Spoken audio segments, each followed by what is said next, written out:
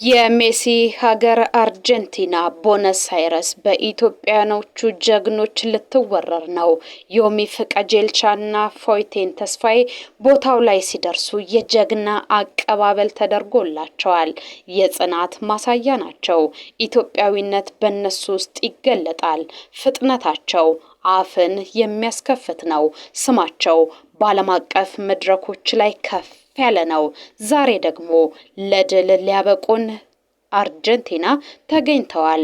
በዛ ሲደርሱ ህዝብ ወጥቶ እልል እያለ ተቀብሏቸዋል። ይህ ለምን ሆነ? ፎቴን ተስፋዬና ዮሚፍ ቀጀልቻ በዛ ምን ይጠብቃቸዋል? ውድድሩ ዓለም የሚፋጠጥበት ነው።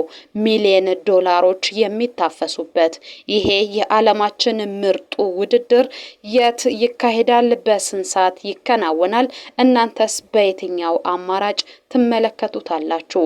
ይሄንን ሁሉ መረጃ ልንነግራችሁ ነው። ግን ከወዲሁ እንዲህ እንላለን። ድል ለፎቴን ተስፋዬ፣ ድል ለዮሚፍ ቀጀልቻ፣ ድል ለኢትዮጵያውያን ራጮች፣ ድል ለኢትዮጵያ። እናንተም እንዲህ ያላችሁ ዓለም በጉጉት የሚጠብቀውን የአርጀንቲናውን የሀገራችንን ልጆች ትንቅንቅ መረጃ መስማት ትችላላችሁ። ይኸው መጣን። ኦገስት 23 የሚካሄደው የቦይነስ አይረስ የግማሽ ማራቶን ውድድር ነው። ዓለም አቀፍ ስምና ዝና ያላቸው ሯጮች በቦታው ተገኝተዋል። ኢትዮጵያዊቷ ኮከብ ፎቴን ተስፋዬና የሀገሯ ልጅ ዮሚፍ ቀጀልቻ በቦታው በግንባር ቀደምነት የተገኙ ናቸው። የጀግና የንጉስ አቀባበል ነው የተደረገላቸው። የተወዳዳሪዎች ስም ዝርዝር ሲወጣ ኢትዮጵያውያን አትሌቶች ከፊት ስም ዝርዝራቸው ወጥቷል። መሪያቸው ዮሚፍ ቀጀልቻ ነው። በተጨማሪም ገመቹ ዲዳ፣ ታደሰ ወርቁ፣ በረከት ነጋና ገብረ ጻዲቅ አብረሃ ከፊት ተሰልፈዋል። ከኢትዮጵያን ከሚወክሉ ሴት አትሌቶች መካከል ሁለት ናቸው። ፎቴን ተስፋዬና ሌላኛዋ ኢትዮጵያዊት ፈርጥ መለላ ስዩም በዚህ ውድድር ላይ ይሳተፋሉ። በነገራችን ላይ ቦነስ አይረስ የኢትዮጵያውያን ድምቀት ትሆናለች ተብሎ ይጠበቃል። ሜሲን ኢትዮጵያውያን ይወዱታል። እነ ዮሚፍ ቀጀልቻንና ፎቴን ተስፋዬን ደግሞ አርጀንቲናውያን የንጉስ ያክል ያከብሯቸዋል። እነዚህን አትሌቶች ነው እንግዲህ ለማየት ታሪክንም ለመታዘብ የ10 ኪሎ ሜትር የጎዳና ላይ የሩጫ ውድድሩን ለመታዘብ አርጀንቲናውያን እየጠበቁን ያሉት። ለመሆኑ አዲስ ታሪክ ይጻፋል? አዎ እንነግራቸዋለን። በነገራችን ላይ በዚህ ውድድር ላይ የሚሳተፈው ቀላል ሰው አይደለም። በለንደን ማራቶን ከ2 ሰዓት በታች በመግባት ታሪክ የሰራው ዮሚፍ ቀጀልቻ ነው። ከዛ ባሻገር እነገመቹ ዲዳ፣ ታደሰ ወርቁ፣ በረከት ነጋ ይሳተፋሉ ብለናቸዋል። ዮሚፍ ቀጀልቻ ደግሞ ካሁኑ የመገናኛ ብዙሃንን ቀልብ የሳበ ሰው ሆኗል። ለምን ካላችሁ 1 ሰዓት ከ59 ደቂቃ ከ41 ሰከንድ ነው የገባው። ይህ በሰው ልጅ አይሞከርም ተብሎ የተደመደመ ሰዓት ነበረ። ዮሚፍ ቀጀልቻ ግን አድርጎታል። የዓለማችንን ሁለተኛውን ፈጣን ሰዓት የሀገራችንን ደግሞ እጅግ ፈጣኑን ሰዓት ማስመዝገብ ችሎ የዓለም ኩራት ሆኗል። ዮሚፍ በነገራችሁ ላይ በግማሽ ማራቶንም ታሪክ የሰራ ሰው ነው። 57 ደቂቃ ከ30 በመግባት ታሪክ አለው። 5000 ሜትር በሱ የተያዙ ሪከርዶች ብዙ ናቸው። 5000 ሜትርን 12 ደቂቃ ከ38 ከ95 ገብቶታል። 5 ኪሎ ሜትር የጎዳና ላይ የሩጫ ውድድርን 12 ደቂቃ ከ50 አርጎ ጨርሶታል። 10 ኪሎ ሜትርን 26 ደቂቃ ከ31 ገብቷል። ከዚህ ቀደም በ3000 ሜትር በማይል ውድድሮች የግል ምርጥ ሰዓቶቹ በርካቶች ናቸው። በግማሽ ማራቶን እና በማራቶን ደግሞ የሚቀመስ አትሌት አይደለም። አሁን እሱ ለአሸናፊነት እየተጠበቀ ነው የሚገኘው። የዮሚፍ ቀጀልቻ አመት የሆነ ይመስላል ስሙን ከፍ ባደረገበት አመት። ይህንንም የቦይነስ አይረሱን የጎዳና ላይ ሩጫ በበላይነት ፈጽሞ ያሸንፋል ወይ? ይሄ የብዙዎች ጥያቄ ነው። እኛ እርግጠኛ ነን የሀገራችን ልጅ ወርቁን ያመጣል፣ እኛንም ያኮራል። ድል ለጀግናው አትሌታችን፣ ድል ለፈርጡ እንላለን። ዮሚፍ ቀጀልቻ ባሻገር በዚህ ውድድር ላይ ለኢትዮጵያ ኩራት ይሆናሉ ተብለው የተጠቀሱ አትሌቶች አሉ። አንደኛው ገመቹ ዲዳ ድሪባ ነው። ገመቹ ዲዳ 26ኛ ዓመት እድሜው ላይ ነው የሚገኘው። በአትሌቲክስ በተለይ በረጅም ርቀት ስማቸውን ከተከሉ አትሌቶች መካከል እሱ የቀዳሚነት ስፍራው ላይ ይገኛል። በ10 ኪሎ ሜትር የጎዳና ላይ ሩጫና በግማሽ ማራቶን ስፔሻሊስት እያሉ ብዙዎች ይጠሩታል። ሻምፒዮን የሆነባቸውን ዘመኖች እናንሳ። 5000 ሜትርን አራተኛ ሆኖ ፈጽሞ ያውቃል 2022 ላይ። ምርጥ ሰዓቶቹ ግን የተመዘገቡት በ10 ኪሎ ሜትር እና በግማሽ ማራቶን ነው። 10 ኪሎ ሜትርን 27 ደቂቃ ከ12 የገባበት የ2023 ድሉ ነው። የግማሽ ማራቶንን ደግሞ 59 ደቂቃ ከ21 ሰከንድ የገባበት የ2022 ድሉ ነው። አፍሪካን ኢትዮጵያን ወክሏል። 2023 ላይ አክራ ላይ በ10000 ሜትር ባለድል ነው። 2024ም በ10000 ሜትር ተመሳሳይ ድልን ያገኘበት ጊዜ ነው። እንግዲህ ይህ ጀግና አትሌት ገመቹ ዲዳ ድሪባ ለሀገሩ ልጅ ጥሩ አጋዥ ይሆናል። ለሱም ለአሸናፊነቱ ይንደረደራል ተብሎ ተስፋ ተጥሎበታል። እሱም ድል እንዲቀናው እንመኛለን። ሌላው ታደሰ ወርቁ ነው። ታደሰ ወርቁ በነገራችን ላይ ከመካከለኛ ርቀት ተነስቶ አሁን እዚህ ደረጃ ላይ የደረሰ አትሌት ነው። በ3000 ሜትር፣ በ5000 ሜትር፣ በ10000 ሜትር ድንቅ የሚባሉ የግል ምርጥ ሰዓቶቹን አስመዝግቧል። አሁን ላይ ሜዳሊያ ውስጥ ከሚገቡ ሲኒየር ከሚባሉ ልምድ ካላቸው አትሌቶች ተርታ ይመደባል። የቅርብ ጊዜ ሩጫ ውድድሩን ብናነሳ በሀገር አቋራጭ ውድድር የወርቅ ሜዳሊያ ባለቤት ነው። 2026 በተደረገ ውድድር ማለት ነው።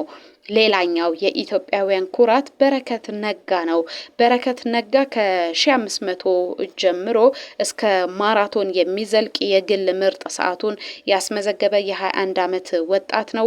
በአዲስ አበባ 2021 ላይ በ1500 ምርጥ ሰዓቱን ማስመዝገብ ችሏል። 2022 ላይ ደግሞ በ5 ኪሎ ሜትር ጥሩ ሰዓት አስመዝግቦ ለሀገሩ ኩራት እንደሆነ አሳይቷል። ይህ የወንዶቹ ነው። የሴቶቹን እናንሳ። ፎቴን ተስፋዬ የምትጠበቅበትን ውድድር በቦነስ አይረሱ የግማሽ ማራቶን ውድድር ላይ በኢትዮጵያውያን ዘንድ በጉጉት እየተጠበቀች ያለችው የዓለም ክስተት እየተባለ ስሟ የምትጠራዋ ፎቴን ተስፋዬ ሆናለች። ፎቴን ተስፋዬ በነገራችሁ ላይ በ21 ኪሎ ሜትሩ የሩጫ ውድድር ላይ ታሪክ ታሳያለች ተብሎ እየተጠበቀ ነው የሚገኘው። ለምን ካላችሁ እሷ አሁን በዚህ ዘርፍ ላይ ከሚጠበቁ አትሌቶች መካከል የቀዳሚነት ስፍራው ላይ ነው የምትገኘው። ሰማይን በክንፍ ትሻገረዋለች፣ መሬትን በጥፍሮቿ ትቆነጥጣለች፣ የዓለምን ድል በጥረቷ በላቧ ታሳካለች፣ ጭብጨባ በሷ ዘንድ ዋጋ አለው እየተባለ የምትወደስ አትሌት ነች። በነገራችን ላይ ፎቴን ተስፋዬ በርሊን ላይ ያሳካችውን ድል ማንሳት እንችላለን። የዓለማችን ሶስተኛዋ ፈጣን አትሌት ነች። በ2025 የበርሊን ግማሽ ማራቶን እና የ2026 የባርሴሎና ማራቶን አሸናፊ እንደሆነች ሁላችንም እናስታውሳታለን። በአሰልጣኝ ገመዶ ደደፎ ከሚሰለጥኑ አትሌቶች ደግሞ እሷ ላይ የሚደርስ አንዳችም የለም። በመጀመሪያ ጊዜ የማራቶን ውድድርን አንድ ብላ የጀመረችው ዙሪክ ባርሴሎና ላይ ነው። በዛ በመጀመሪያ ውድድሯ ማሸነፏ ለሜዳሊያ መብቃቷ ደግሞ ብዙዎችን አስገርሞ ነበረ። የመጀመሪያ ውድድሬ ነው፣ በበላይነት አጠናቅቅ ያለው ለዚህ ደግሞ አሰልጣኝ ሊመሰገን ይገባል። እሱ አሰልጣኝ ብቻ አይደለም መምህሬም ነው ስትል ነው አሰልጣኟን የምታሞግሰው። ከሪከርዶች ጀርባ ከአሸናፊነቴ ጀርባ የሱ አበርክቶ እጅግ ትልቅ ነው። ለድል ያበቃኝ እንድወዳደር እንዳሸንፍም የሚያደርገኝ አሰልጣኝ ገመዶ ደደፎ ነው ስትል ነው የምትናገረው። በነገራችን ላይ ፎቴን ተስፋዬ እጅግ ተስፋ ከተጣለባቸው የሀገራችን አትሌቶች አንዷ ናት። አሁን ቦነስ አይረስ ላይ ላይ ግማሽ ማራቶንን ከ20 ሺህ በላይ አትሌቶች ይሳተፉበታል። የሀገራችን አትሌቶች ደግሞ ቀዳሚው ስፍራ ላይ ነው የሚገኙት። በነገራችን ላይ 10 ኪሎ ሜትር ላይም በተለያዩ ውድድሮች ላይ ተሳትፈው ከዚህ በፊት ያሸነፉ አሉ። ቦይነስ አይረስ ላይ ደግሞ የነገሱ አትሌቶችን ማንሳት እንችላለን። በወንዶቹ በ2018 ሞስነት ገረመው ይጠቀሳል። 2022 ላይ ገርባ ዲባባ አሸንፏል። ድጋሚ 2004 ላይ ገርባ ዲባባ ማሸነፍ ችሏል።